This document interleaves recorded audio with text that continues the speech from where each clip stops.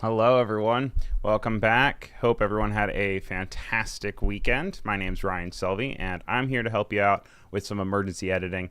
The times when you are due to have a product due in the morning, it is late at night, you can't reach out to the client to get some fixes, and it's all up to you to hop into Premiere and make some fixes that are going to make your product still come together. It's a situation that unfortunately I feel like all of us have been in, and there's a series of tips that you can do to make it actually work out for you. And if we have any questions while this is going on, this is a live stream, but the video will also be in a replay. So if you have any questions while watching live, just throw it in the chat over on YouTube and on Behance, and we will get to them the best that we can. So without further ado, let's go ahead and we're going to hop into Premiere.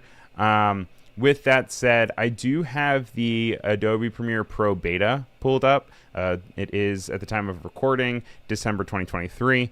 So the actual use case of all of these features should be in the standard version, except for one, which is the piece of work that is going to be audio related, which is funny that that car alarm went off just as I was about to say that. But everything else should be good to go. So what we're going to do today is we're actually going to end up working with a video that I made up for my fake gardening channel on YouTube. And by the way, hello to Vandal and Brem over on YouTube. Also hello to Paloma and Clever and Kendall and CJ over on Behance. Thank you guys for being here. I appreciate you. How was everyone's weekend? Let me know in the chat. I'm going to go ahead and I am going to actually just hop over and grab some of my footage and drag it in. There is a really good import feature in Premiere to actually have it pop up, and you can scale and navigate through all of your footage and see what you want to include and what you don't want to include. But in my case, I just have the three that I wanted, so it's just easy to drag and drop it and not have to leave the area of editing. So what we are in right now is the editing section of Premiere Pro. If you are not someone who hops into all of these different areas, I highly suggest that you familiarize yourself with the different tabs that are available in Premiere. For the longest time, I just hopped in and I always stayed in editing, and it was something that I thought made my life easier. But then as soon as I finally embraced the different tabs on Premiere, then I started to really be able to use it to its full power, and I suggest that you do the same. So with that said, we're going to hop on over to the editing section, and we're going to just go in and we're going to grab our nice little sequence that we have, and I'm going to right click and go down to create sequence from clip. And that's going to take all of my information that I already have in the all the information that I have already in my footage, and it's going to create a sequence that is equal to that. Now, our first issue that we're going to run into is our client sent us over an iPhone video, and you can see that the colors, they're not great. You know, there's something to be said about the new camera. I have a 15. It should look perfect. It looks good on my phone, but for whatever reason, when you bring it into your computer, the encoding of it gets a little bit goofy. So the first thing that we're going to do is we're going to navigate over to our footage bin, and we're going to right click into this area. We're going to modify, and we're going to go to interpret footage. When we click interpret footage, it's going to pop up with this dialog box that gives us all this different information that we have about our footage. And the thing that we're having an issue with is under color. And it's saying use media color space rec 2100 HLG, and that is the one that we already have that's already into our footage. What we're going to do is we're going to override the media color space, and we're going to click this little box, so it's going to switch over, and it's going to give us a series of options here that we can all go through. The one that I have found success with having the iPhone footage and bringing it in is rec 2020. If it's not the color that you want, I would suggest that you go in and you continue to play with it.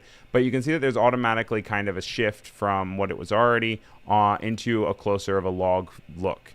Now that's not going to be our final colors. This is kind of just a midway point, but it at least kind of helps bring down those highlights so it's not so incredibly oversaturated and overexposed. When we're talking about going to different tabs, this is a really good time to go to a different workspace. And if you're in a regular build of Premiere, sometimes the tabs are on top. Other times you have this fancy little lock drop down menu where you can find different things. And so we're just going to navigate over to the color. Normally you do color later in your process. You can have your lumetroscopes, and that's something that you kind of maybe want to put over top of everything else. But in our case, we're really only going to be working with 1 to 3 different pieces of footage, and I know that I want to make adjustments to it. So there's a few things you can do. When you go into basic color correction, you can actually just hit the auto, and it's going to analyze your footage, and it's going to automatically make some updates to try to fix the footage based off of what it already understands. You can also go in, and a lot of times if you go into like the default logs, it will really help to boost and change. Sometimes you can kind of just flip through. Other times they turn out to be a little dramatic. But just by going in and not being afraid to mess with it, because obviously some of them are really going to wreck the things that you have because they're built for other softwares. They're made for other parts. I would suggest that if you are going to actually play with the different LUTs that are in there and you're not going to do auto, you actually reset it. And you can see that I did that by going up to here, and there's just a little undo button that you can click, and that kind of brings it back. Sean, welcome to the chat. And so since we're doing that again, we're going to actually like flip through it, just because then we can adjust it accordingly with the different things without it being affected by the change of the thing. We can also go into our white balance. It's pasty Ryan in front of a very pasty white background. You can go in and you can click auto again, and it should update, and we're in a bit of a better color situation. We can mess with the exposure, bring up the temperature a little bit, maybe bring down the highlights because they are so strong, mess with it. Because, in the end, it's all going to be a different style choice for you. There's different ones that are going to look like a little bit more dramatic or a little bit more intense. But when you're dealing with footage that you're stuck with, and this is the one that you're going to have to do, in this case, like our contrast only gets us so far, then you can kind of hop over here. If you're not familiar with this is over on the side, this is your lumetroscopes, and you're going to be able to see how much red, green, and blue are all present in your footage. And you kind of always want them to be balanced. You don't want anything to be dramatically high or dramatically low. You can see that if I take the tint and I make it green, suddenly there is a lot more green present from our darks to our brights, and you can see that our reds and our blues are lower. So whether you want to do it by basing, this is a really funny thing to freeze on, whether you want to do it based off of your eye over here, or you want to work off of the actual lumetroscopes, then it's all kind of up to you. Reverb Mike, welcome to the chat. Reverb Mike says he actually also really likes to use the vector scopes. And yeah, there are actually a few different scopes that you can go through. The way that you navigate between the two is if you go to you right click, or if you're on a Mac, you option click. You can actually switch between the different ones that you have here, and you'll see that it actually gives reference to the different colors that I have. This is our RG and B. We also have our magenta, cyan, and yellow. And you can kind of see once again, as we continue to mess with it, this profile of colors will then move around, and we'll have our saturation as well. And we're really kind of maxing out too much on our brights. So if we look at any of these, we can kind of see where there's too much. Something that I'm actually going to reset all this, by the way. Go back to auto. Something that I really have found helpful for me, especially in these scenarios, is if you go into your RGB curves, there are some of these spectrums that you have here. And what this is it's showing you that there is blue to green and all the colors in between in the prism. And what you're going to do is you have all the different kind of curves and setups that you have. And the way that you read this is basically every single section has hue versus hue. So this is saying, all right, on our blues, our cyans, if we bring it up, it will then kind of prompt this other rainbow. And so it's saying that I want my blues here to, like, and you can add multiple points. So we're going to add multiple points. We're going to say I want the blue here to be green, and you can see that since it's a spectrum and the blue goes back to green on the other side, it's going to then reflect it on the other side here. And this is just a really good way to hop in and individually affect problem areas that you may have.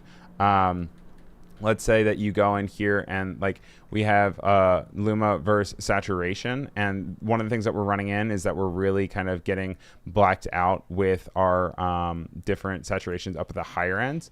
So if we adjust here, then you'll be able to see that it changes the colors of kind of what's in our darks and what's in our brights, and it can be adjusted accordingly. You can also see that we have our saturation versus saturation. So this is going to be the things that are a little bit less saturated, and we can bring it around and we go here. Robert says, I have now edited the spreads with this pro tip special. Well, hopefully that helps. Kendall says, I should probably try to pay attention more to this since I need to learn more color editing tips in Premiere. Yes, it is extremely powerful and different things that it can do. I suggest that you go in here and you really play around with every single one. They all do very different things, but also kind of can complement each other. You can turn them on and off as well if you mess anything up. And it's just a quick way to mess with color. Now, unfortunately, that's not the only thing that is going to be a big headache for us when we are working in the last hour. One thing that I feel like we run into a lot of times is the clients will send us over a piece of work that is, well, actually, even before we do that, I have one thing that we do. I actually showed this at a talk that we had a few weeks ago, and it's in the new version of the beta. And when you go in and you click, you can actually auto transcribe the words of what you're saying, and Premiere will pick up the transcription of what you're editing. So when I go in here, I just want to make sure that automatic transcription is selected, and then when we go into edit, we can do text-based editing, and that's what I'm actually going to do as part of our very first step of editing our footage. So I'm going to go back over to editing, or you can even do assembly if you want to. But what I'm going to do is I'm going to go down to window, and I want to open the text window. And when we open up the text window, you'll see that now we have this area where it has all of the information that I said. And you guys can hear, I kind of introduce myself and I say, hi everyone, Gardener Ryan here. Hey everyone, Gardener Ryan here. We're here with some plant tips for you. Welcome back to my channel. Today we're going to be going over some really great ways to take care of your plant. Tip number 1. All right, so since you guys all know me as Gardener Ryan, we're gonna just scoop over that. But one thing that we can see is that there are areas where we can see there are pauses in between.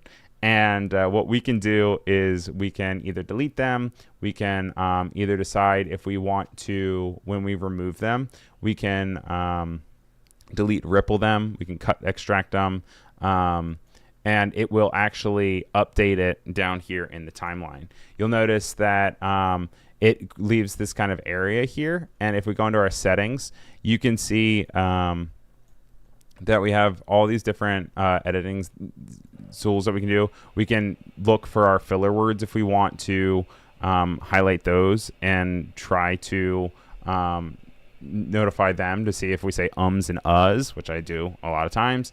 Low confidence words is words that the system isn't entirely sure of. And then you can also do things with the search setting with finding whole words only. And then when we update that, it will update it accordingly over here. You can also go in and do a filter to do all of your filler words. It will highlight everything, and then you'll be able to figure out what's going on. You can do the same thing with pauses. It will highlight everywhere where I kind of took too much time. And when you hover over it, it will tell you how long you have for that. All this is to say, this is when you're really in a crunch too. This is really helpful because then, you're working on something and you know that you need to have it done before tomorrow morning, and it's a little bit too late in the game. But when you go in here and you're editing things, it's going to actually reflect it in your edit. So the first thing we're going to do is we'll just hop in here real quick and I'll say, hi everyone, Gardener Ryan here. We're here with some plant tips for you. Welcome back to my channel. Maybe we don't need welcome back to my channel. We're going to go ahead and we'll just delete. And as we do that, it will update it and ripple it off to the side as well. Today, we're going to be going over some really great ways to take care of your plants. When we go in here and we update this text, it's actually going to affect it and go to the source clip. And you'll see that now when we go and we create some captions for the video, it will actually also pop up.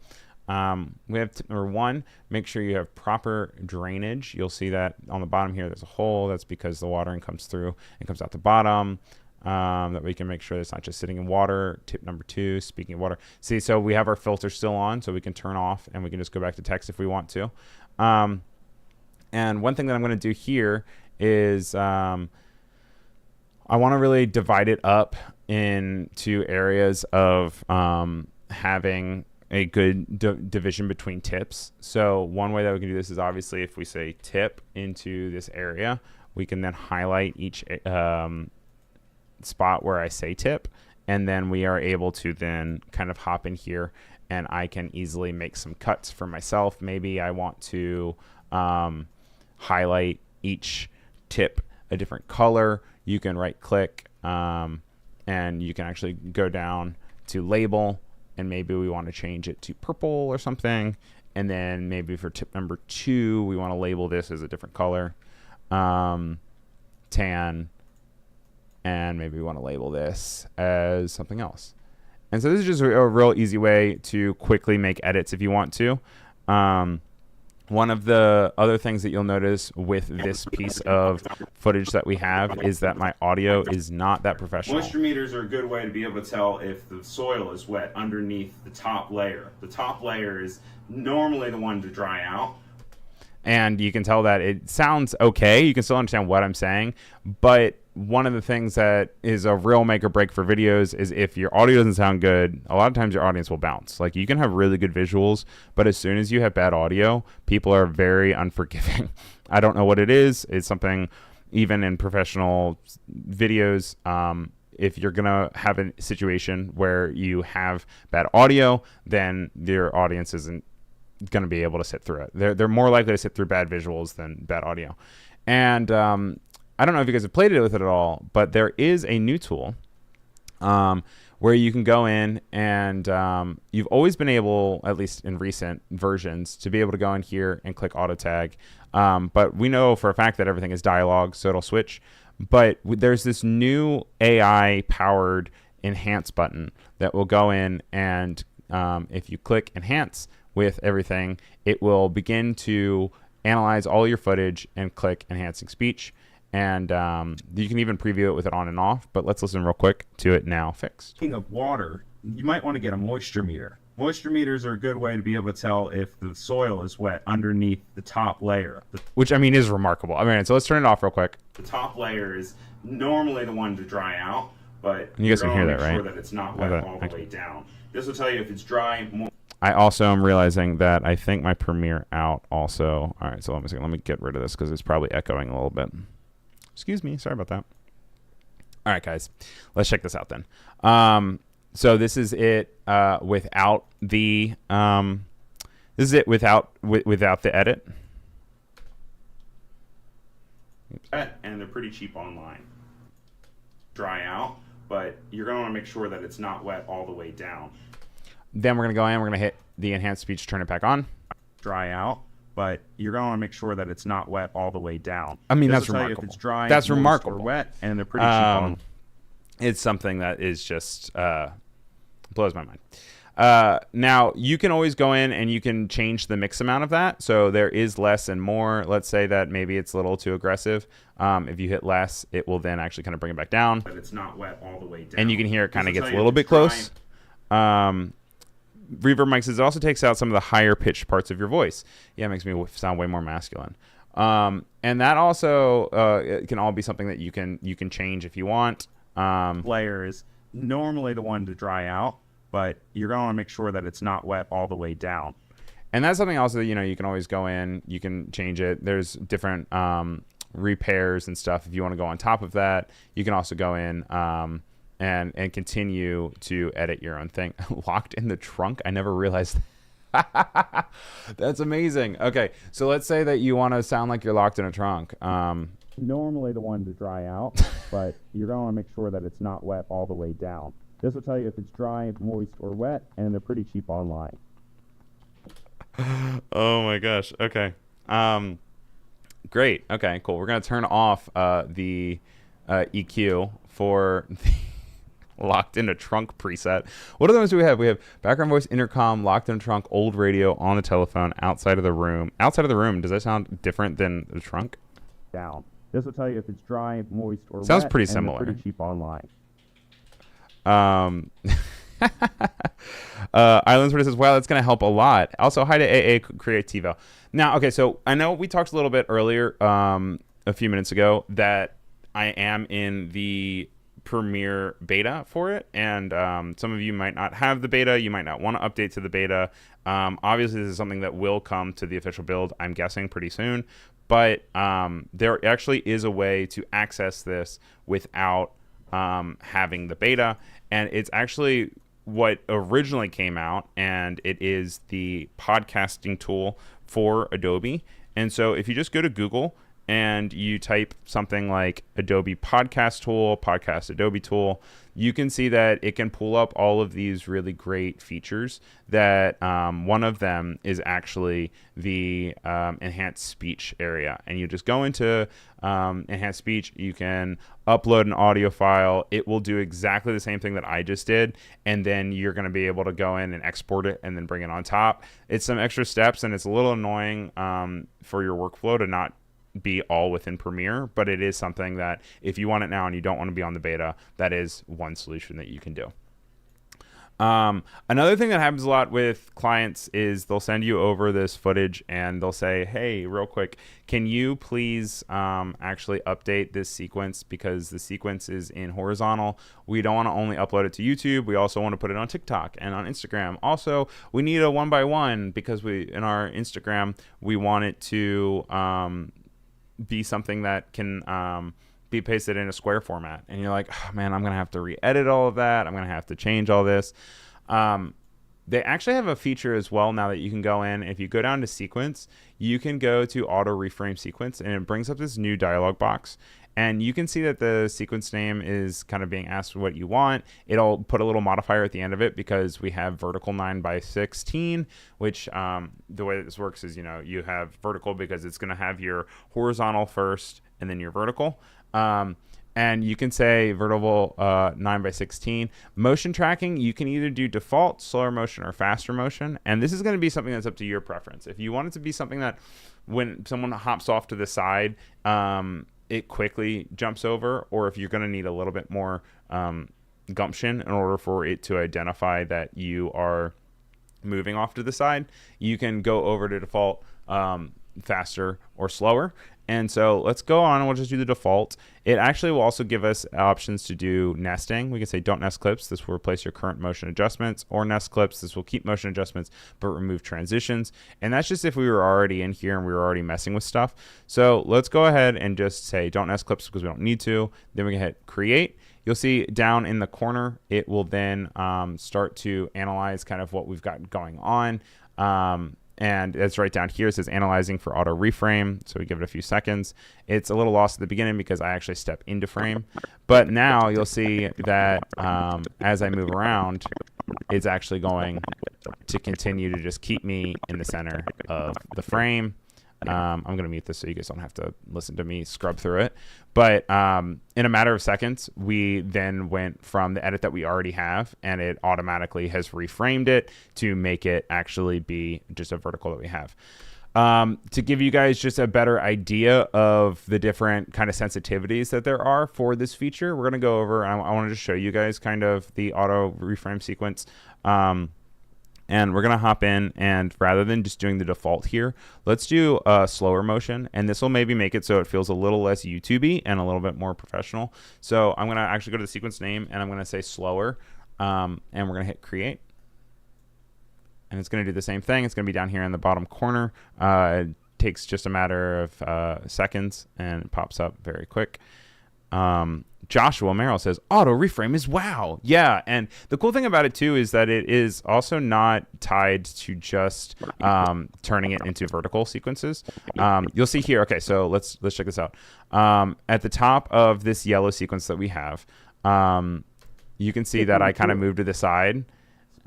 Since it's slower, I don't want it to change, but if we go on default, you'll see that there's a little bit of a wiggle in the back there because it is trying to kind of do the middle. So one more time, let's go up into sequence, auto reframe sequence, and we're going to change this to fastest. And we're going to go to faster motion, and we're going to put create. It's going to do the same thing. I'm going to take a sip of coffee.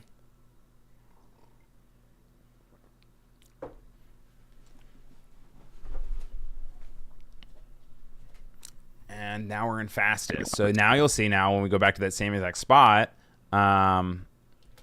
it's going to really stick to my face. Like if I move in the smallest amount, it is going to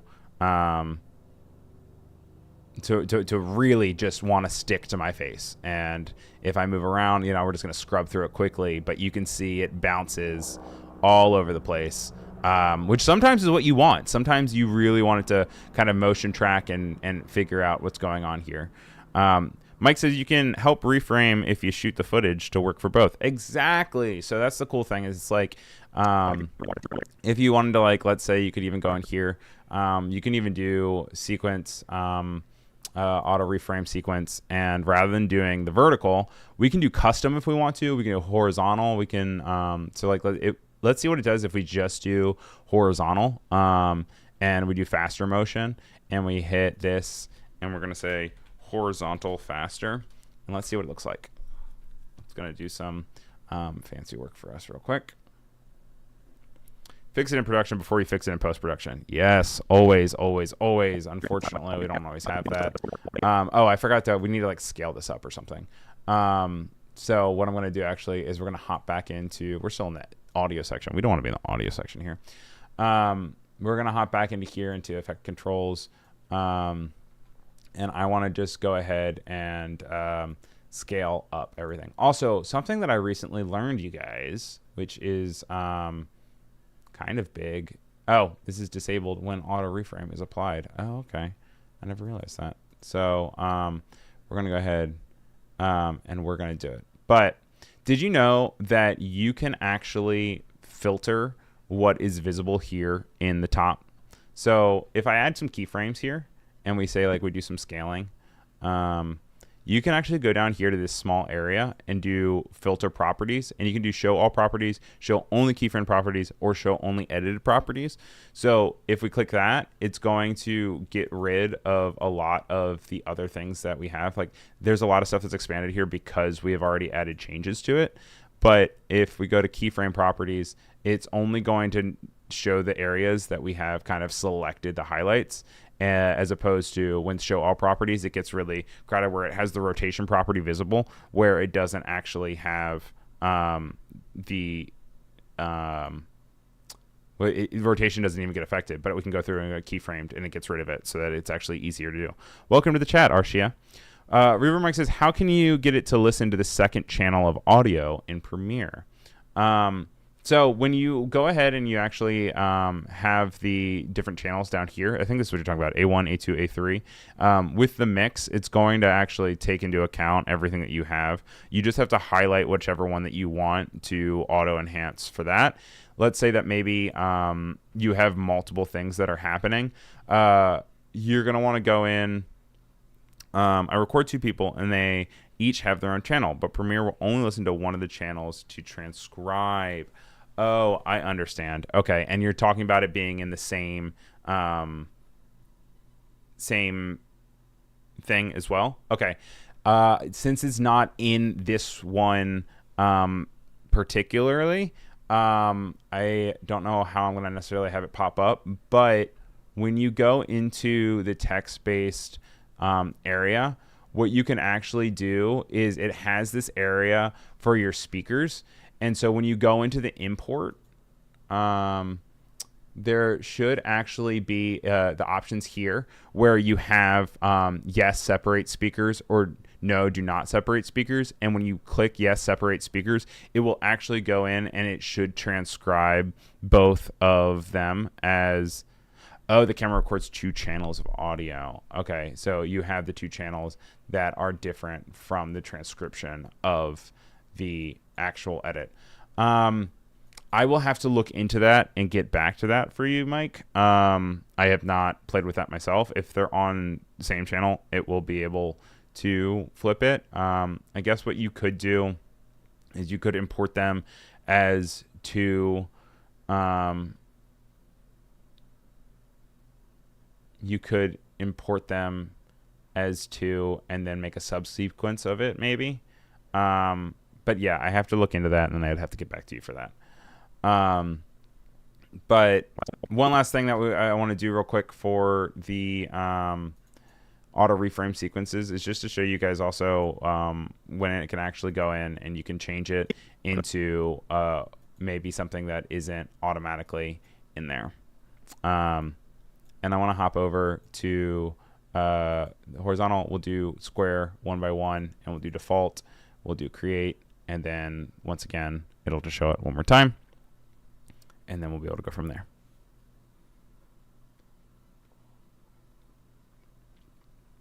Now, one more thing that I do have in, see, it does it very well, that I have done in my own time as well, is sometimes the actual footage that you have here is not going to have a slate. And in my experience, like here, I am walking onto the screen. And so we do have a slate, but a lot of times the client will send it to you, and it'll just have someone standing in front of it, and you won't have the option to kind of identify the background. So what we're going to do is I'm actually going to go ahead and I'm going to open up this footage in Adobe Photoshop. This is going to be within 2024, but with generative fill, we're going to actually be able to also already have this. Let's see here. Give me a second.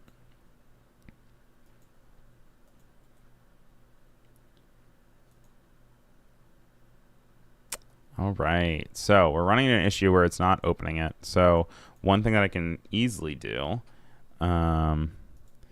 Oh, I know what I can do. Give me 1 second.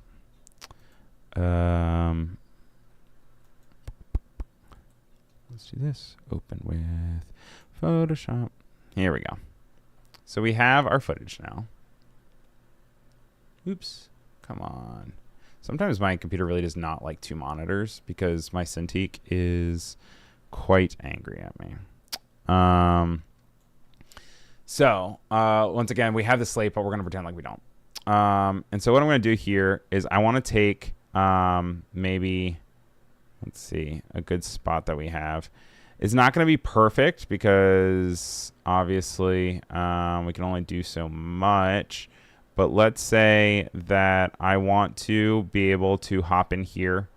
And wow, I didn't realize I ran into my plant. Let's say that I want to put something behind me.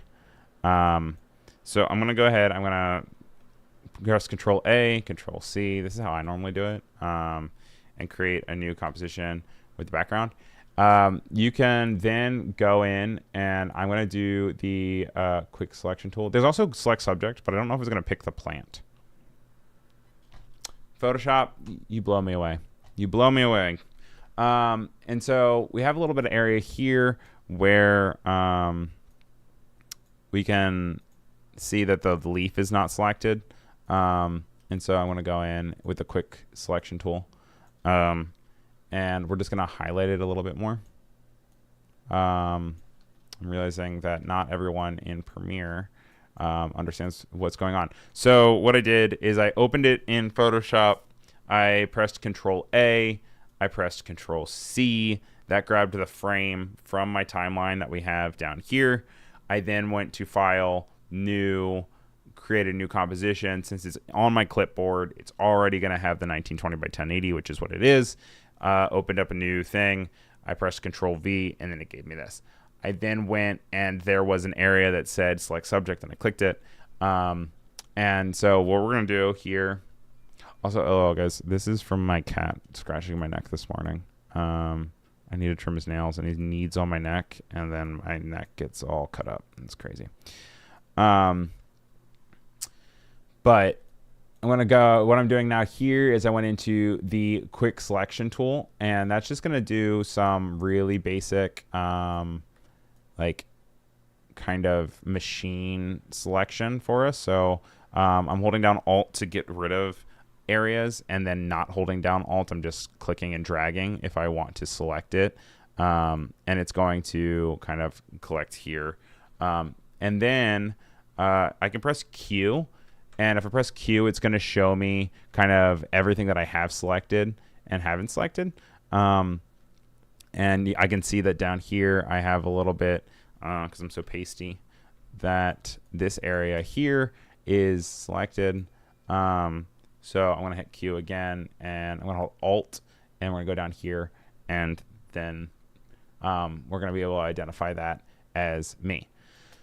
So I'm going to try to get rid of me really quick. And Joshua says cats are fun like that. I know, right? It's like sweet, but it hurts. I'm going to go down to Select, Modify, and Expand. And I just like to give myself at least a little bit of room. So I like to do like 5 pixels. And when we do that, we're going to be able to see that now generative fill is there. We're going to click generative fill. It's going to say, what would you like to generate? Optional. And since we're just getting rid of me, we're just going to hit generate. And it's going to generate for a few seconds. Did everyone have a good weekend? And this I have amazingly used multiple times already. Oh man. Okay. So, right now we're getting some plants because it's reading what is already happening. And so maybe this isn't the best clip to grab it from because it has me holding the plant. So let's go back and find something when I'm not holding the plant. Yeah, so maybe this is a better one to grab from. And honestly, it's going to be something that you have to work on when you are editing your own footage, just kind of basing it off of whatever you have. So once again, we're going to hit Select Subject. It's going to do a really good job. Surprisingly, always. I'm going to go back to here for the quick selection tool, hold down Alt, and I'm just going to kind of click over top of the things that I don't want to have selected. We're going to click it over here like this. Click it over here like that. I'm going to hit Q. It's going to show me once again. This is all the area that I have. Doesn't need to be perfect because generative fill is going to do a lot of our work. We're going to go back to Select, Modify, Expand. I'm going to do the same thing where I give it 5. And then we're going to head and we're going to hit Generative Fill again. And click Generate. And hopefully this time it doesn't give us much plant situation. It might though, because the plant's over my shoulder. Boop, boop, boop, boop, boop, boop, boop, boop. Oh, okay, that's pretty good. Okay, so it's not exactly what we have behind us. Like, we know for a fact that, like, whatever this is not here. We know that this isn't here. But for the for the sake of having it be a slate, it's actually going to be kind of okay because it's just going to be something that we kind of are seeing behind. So what I'm actually going to go in here, I'm going to highlight this area that I don't want. I'm going to go into the patch tool, and if I select somewhere else, I can just kind of get rid of it. And all in all, that's a pretty good slate for something that's in the background. So we're going to go and we're going to do File, Save As. We're going to save it in the folder where I have everything else. Real quick, I'm not going to make you guys see my dirty desktop. Also, don't save things to your desktop, but what can you do? I'm going to name it Fake Slate. Just save it. Then we're going to hop back over to Premiere. Don't worry, guys. We are not going to go back into Photoshop. So if you never touch Photoshop, you don't do Photoshop, that's fine. We're done for today with that. Although I will say, for Photoshop, if you have a composition that is too close and you need to create more vertical space, you can create a fake slate with a higher vertical thing as long as your camera doesn't move.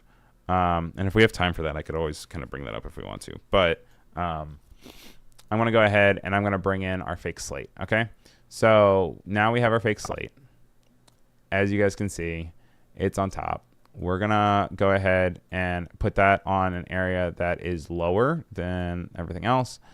But the cool thing that we can do now is we can go into here and let's say a lot of times you would go in and if you wanted to kind of cut someone out, you could maybe do like a rotoscope in After Effects, but I know that's also a whole different workflow for people. So we're going to try to stay in Premiere here. And so we're just going to naturally kind of go in here and cut me out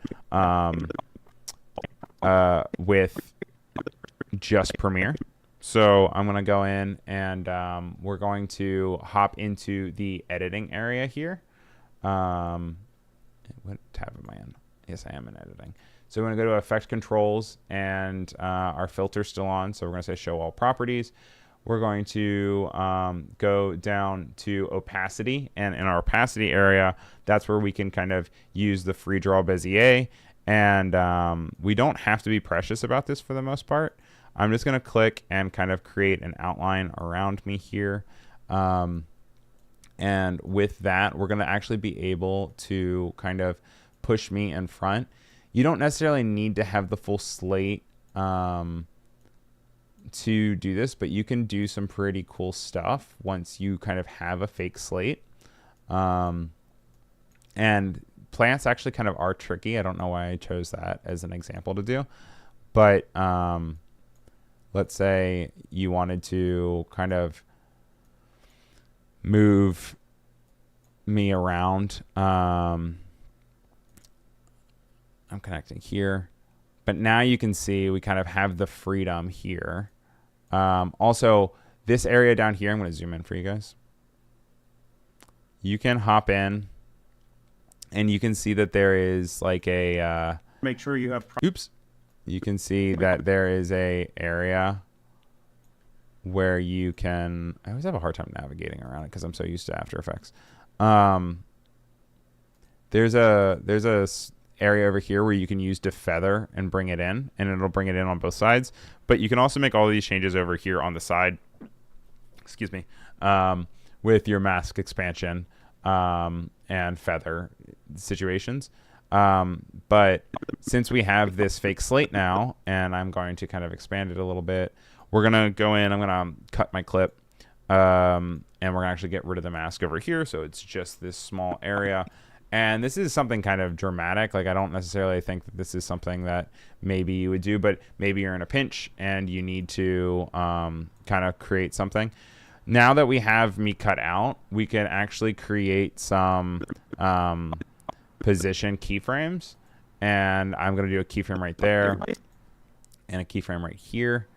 And then we can just move me to the side or like down. And you'll see that I come in, I kind of have my halo around me, but that's something that we can really mess with the expansion here. And we could also maybe adjust the actual path itself to make sure that it's a little bit closer. But you can see that I now kind of have ability to be able.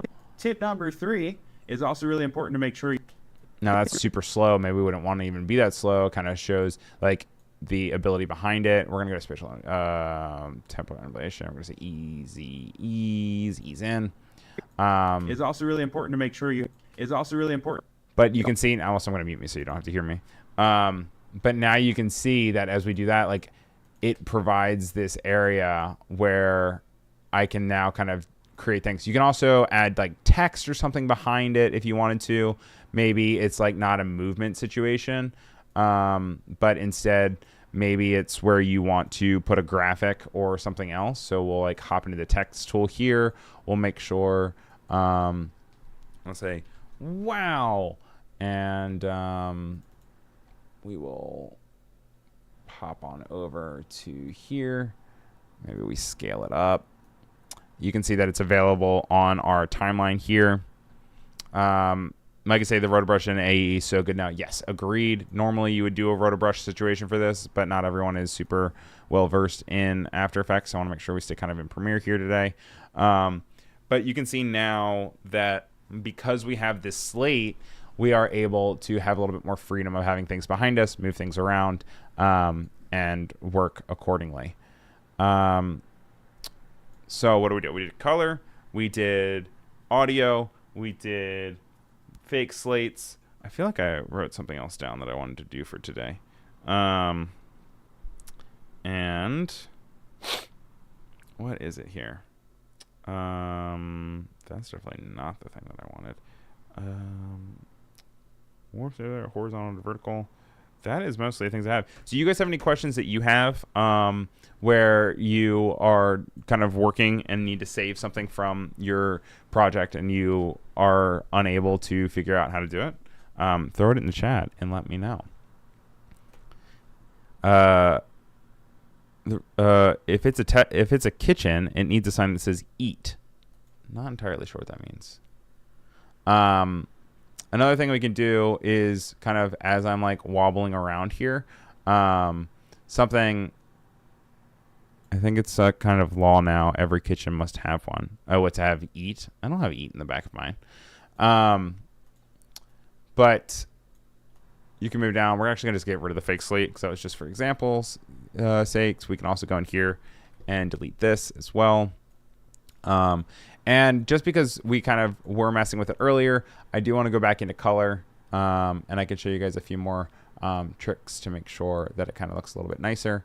The way that RGB curves works is if you have your blacks and your whites. So down here, it's saying that everything in black is going to be of this level. Up here, everything of white, this is 100% white. This is 100% black. If you go in and you bring up your black all the way to the top here, you'll see that suddenly all of our shadows are disappearing because now it's saying that the darkest dark of this is going to be this high.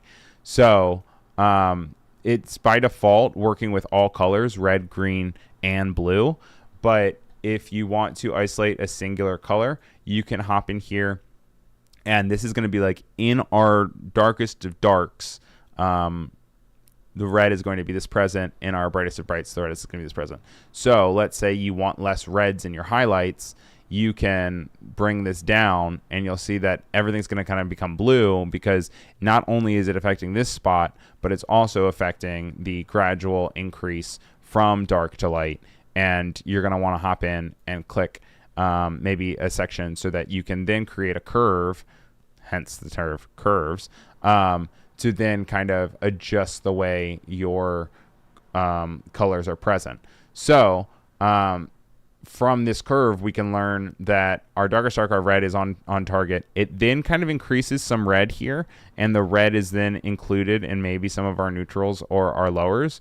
So if we want to keep that closer to the line of actual use, then you can go ahead and just kind of make sure it's kind of there with that line that is your basic reference point. If you want to get rid of any of them, you can just click it and drag it off. and it will, oops, it's creating new points for me. Or alternatively, you can hold down Control and click it, and it will get rid of your points for you. Same thing with greens. So like, let's real quick just like look at how you can really mess with stuff if you wanted to.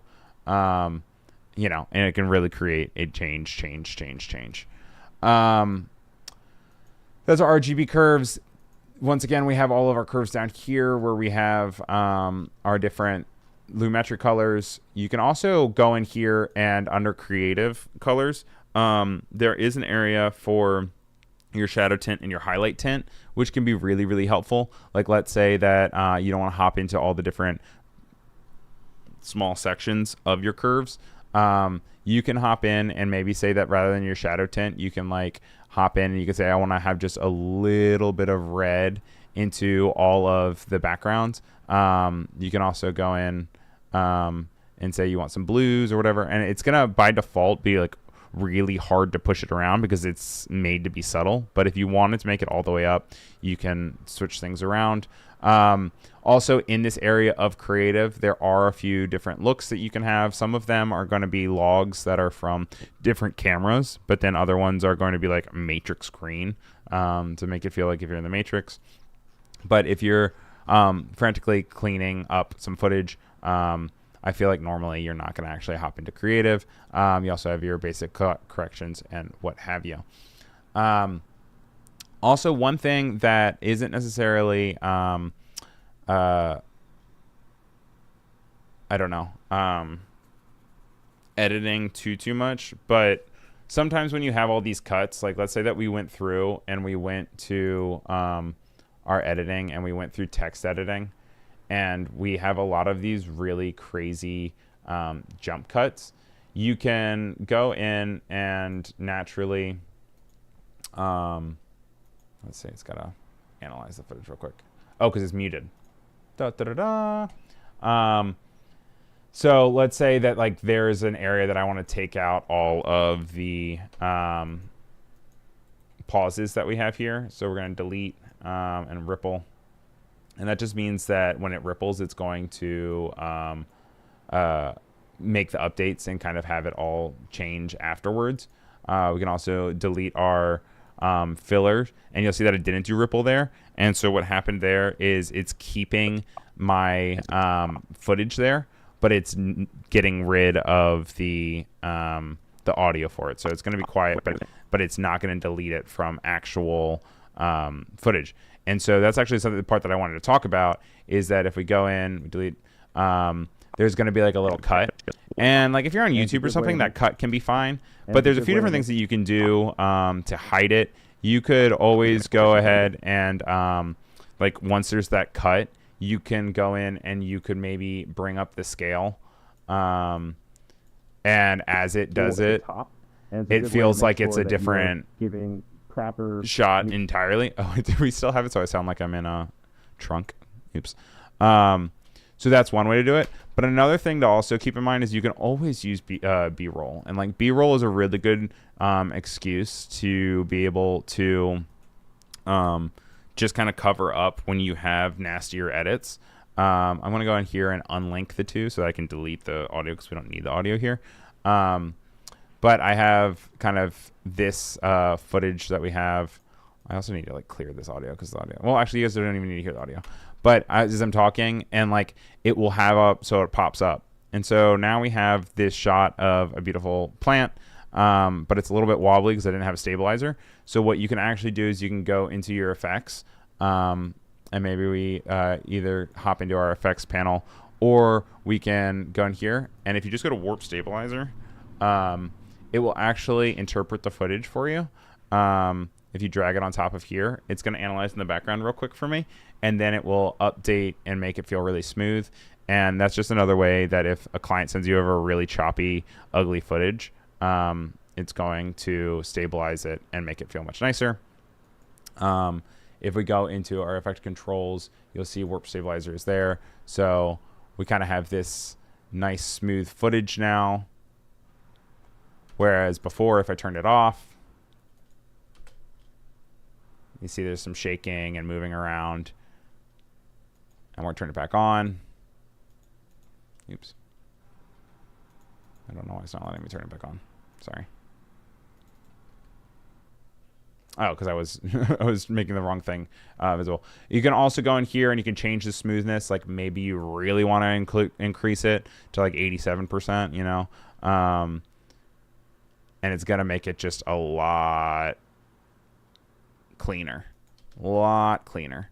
I'm going to turn that off again to show you guys just kind of the difference. You see there's some shakiness to it. Especially that last part right there. Ooh, and that part. Like it just gets, it's too crazy. But then, you know, even when there's dramatic movement, it makes it feel like it's a little bit more clean. So anyway, guys, I hope I gave you guys some, gave you some tips of ways to save your footage in also, I realized my chin was like down here the whole time. I hope I gave you some good ways to clean up and fix footage and help you in the final hours of your edit. If you have any other questions, feel free to reach out to me. I am available on Instagram as Ryan Selvy. I'm also on here quite frequently. I'll be back on Friday with some fun holiday stuff soon to be announced. And then I will see you guys all real soon. Thank you very much to AR Creativo, Brem, Vandal, and Island Sparta for tuning in.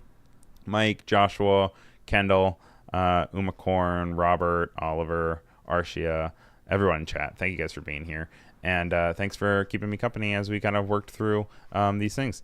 Make sure you stay tuned and you stay tuned in because there's more Adobe Live coming up. And I hope to see you all real soon. Okay, bye.